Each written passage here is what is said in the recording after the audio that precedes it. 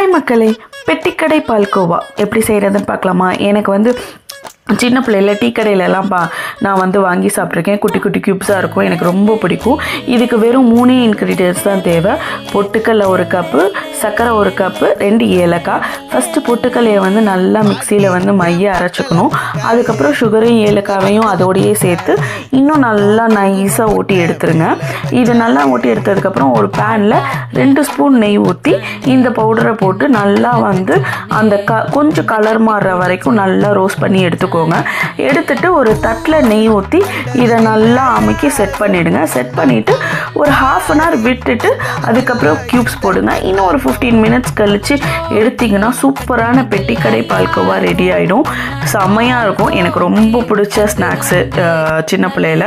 நீங்களும் எப்படி இருக்குன்னு ட்ரை பண்ணி பார்த்துட்டு எனக்கு கமெண்ட் பண்ணுங்கள். அடுத்த வீடியோவில் பார்க்கலாம். தேங்க்ஸ் ஃபார் வாட்சிங்.